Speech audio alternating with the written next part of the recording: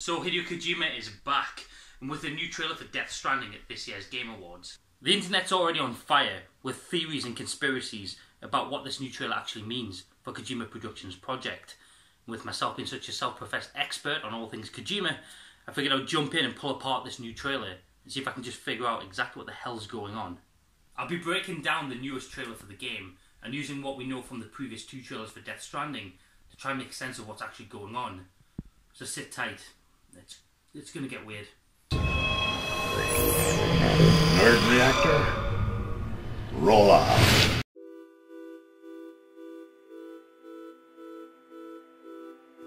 As the trailer begins, we see a familiar sight from the first trailer, as we see dead crabs littering the ground, amongst plants that are rapidly growing and dying, as we pan towards Norman Reedus' character, who we later find out in this trailer is called Sam. We find Sam lying in a prone state, and unlike the first trailer where he was naked, he's actually wearing some clothes this time. His clothing's actually different from what we see other people wearing in this trailer, and has the word Porter emblazoned across it. This could either be a brand name, Sam's surname, but it's also more likely that it's his job, a transporter, a driver, or some kind of carrier. Even if it's not actually his literal job, it could be a reference to his role later on, where he's carrying and transporting the baby that we've seen in all of Death Stranding's trailers so far. Sam is also narrating this trailer as he talks about the first explosion, which is likely a reference to the Big Bang Theory, and mentions that there was a next explosion that gave life to the Earth. As Sam gets up, we can see there's a body beside him, and this is possibly what he's transporting. We can also see two men near a crashed vehicle. Perhaps Sam was their driver, and they've obviously had some kind of crash. Sam and the other men can be seen to be wearing some kind of rigging frame, with the Dreamcatcher hanging from Sam's own equipment. The two unnamed men are nearest the vehicle, and one of them's trapped.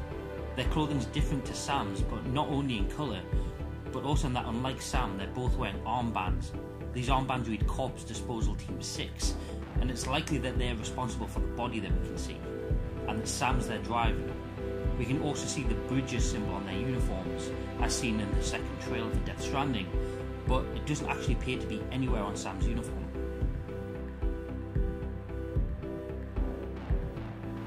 The body that Sam's beside is in some kind of body bag, with this golden skull motif type thing covering its face. We've seen in Death Stranding's trailer from the Game Awards in 2016 that corpses can seemingly be reanimated and used as soldiers, so this would make people a valuable commodity. As the scene plays out, we actually get our first glimpse at some gameplay hints for the game. The rain that we've seen throughout this trailer isn't actually regular rain. In an interview with IGN, Kojima referred to this trailer and mentioned something called timefall, which he called rain from another world. This timefall rapidly ages and decays anything that it comes into contact with, such as seen in the plant life and the crabs at the start of this trailer, and with the guy trapped under the vehicle, as we can see him beginning to rapidly age as he comes into contact with the timefall.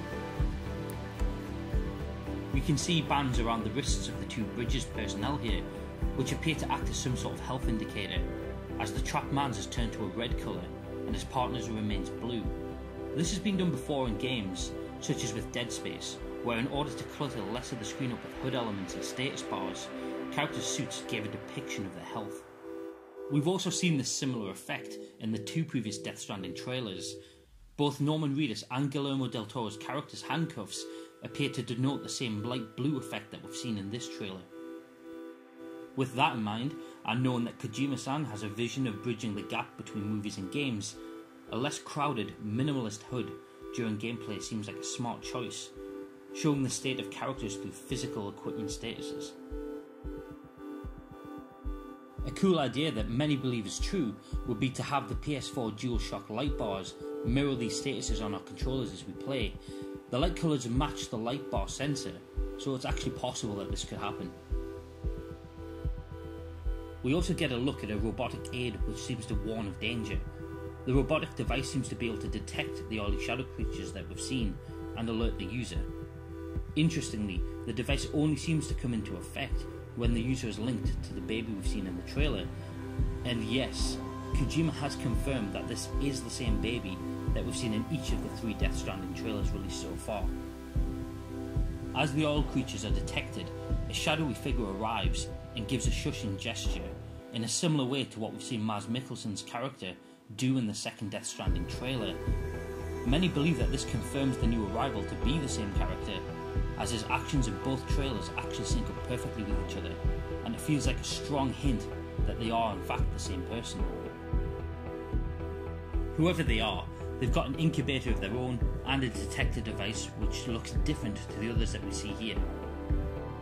This trailer also seems to heavily imply that the hostile creatures surrounding the group can only detect the characters by sound, as there are a lot of moments where the characters signal each other to be quiet or use hand gestures to communicate. As mysteriously as he arrives, this new character then also departs silently somehow, leaving the others behind. We can see the oil creatures searching, feeling their way around the scene in order to locate our characters here. Interestingly, they only appear to be after live humans for some reason, as once they grab the trapped man and try to take him away, they immediately abandon him after the other Bridges guy shoots him. When this guy's also taken, he tries to deny the oil creatures by attempting to shoot himself and then to stab himself to death. Whatever these creatures want, it must be a fate worse than death. This actually raises an interesting question though, as they appear to take the body bag that, as far as we're aware, contains a dead body. So what could they possibly want with this if they're only interested in live humans? At this point in the trailer, everything in the area that we've seen touched by either the Timefall ring or these shadowy oily creatures appears to float away from the ground and into the air towards this one huge creature. The creature's humanoid in shape, but with no hands. It does have thick strands that extend from the end of its arms, however. It also has what looks like hands where its head should be, and even has an umbilical cord attached to its torso. We see the Bridges guy that got carried away being engulfed by these hand things, which seems to set off some kind of explosion at this point. This pushes Sam seemingly out of that reality, or that life, and he opens his eyes to find himself underwater. Underwater, we get a look at Sam that calls back to the original teaser trailer for Death Stranding, where he appears to be naked.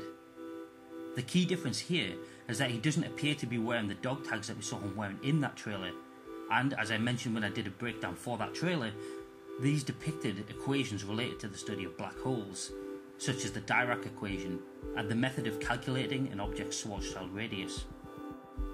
We do see that Sam has a tattoo on his right arm here, which appears to depict the devil. This is the same as one he has in real life apparently. We can also briefly see further handprints on him that disappear quite quickly. Around Sam we can see debris, bodies and other detritus from the previous scene, all floating up towards the surface of the water, where some kind of creature swims overhead, but it looks to be above the water itself. Looking at this whole scene closer, all of the living sea life in the area appears to be swimming upside down, and everything that is dead is the correct way up and floating towards the surface. We also get another look at what could be the wreckage from the crash, with a door showing the Bridges logo, as well as Sam's dreamcatcher floating by as we see his body on the sea floor. Connected by strands, presumably to the surface, Sam is lying in a fetal position, and this ties back to what Kojima has said about the meaning of death in the game. This underwater area is where players will return to upon death in the game. There's no game overs, no continue screens, as Kojima wants to leave what he believes to be an archaic system of game progression behind with Death Stranding. When Sam's killed, the world will continue without him, and he can return to the world to progress, but all events that have occurred are persistent throughout the game. When killed, players will be placed in this underwater scenario, where they can explore in first person, recover items, and when they're ready, can return to their body to be kind of reborn. In this section of the trailer, it looks like we're actually getting a look at that mechanic at play. As the camera closes in, we travel inside Sam until we see the trailer baby actually inside of him. As well as the baby, there are also more handprints on his insides, perhaps suggesting more of a link between the baby and the oil creatures. With a thumbs up, we leave the baby there and return to Sam, who is now back in what appears to be the real world. Sam wakes up and ejects some of the oily substance from himself, as well as some of the tiny creatures that we've seen earlier in this trailer, proving that what we just saw wasn't an abstract dream sequence, but something that has physically happened. The creatures begin to ascend as Sam sits up, and seems to hint that this world's strands are always there, whether they're visible or not, as they appear to be moving up ropes, rubbing the oil substance from themselves in the process to show that something is in some way physically making contact with them. As Sam looks at the incubator, we can see a charm hanging from the device. This actually appears to be the Kojima Productions mascot, Ludens. The incubator also appears to be empty now, again confirming that what we saw previously was no dream.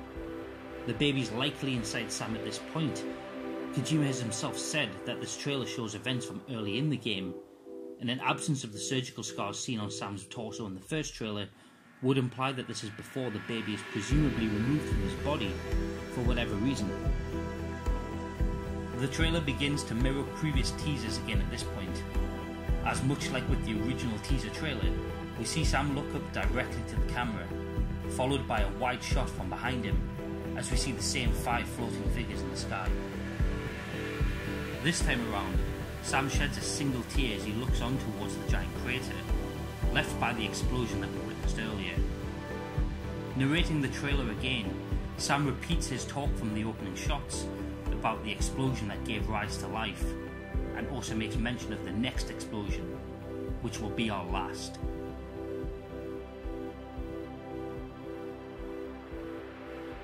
Okay, so that's the latest trailer for Death Stranding, an 8-minute teaser trailer, with a lot to wrap your head around. Also, this is a really minor thing to notice, I'm sure, but this is the first Death Stranding trailer that wasn't actually soundtracked by Low-Roll. And yeah, I know there's a second version of the second trailer that doesn't have their song in it, but this time we've seen the trailer without the song from the start, so maybe we're actually going to get a second version of this trailer as well. For more on Death Stranding, as well as other great content, make sure to come over and visit us at nerdreactor.com. Thanks for watching.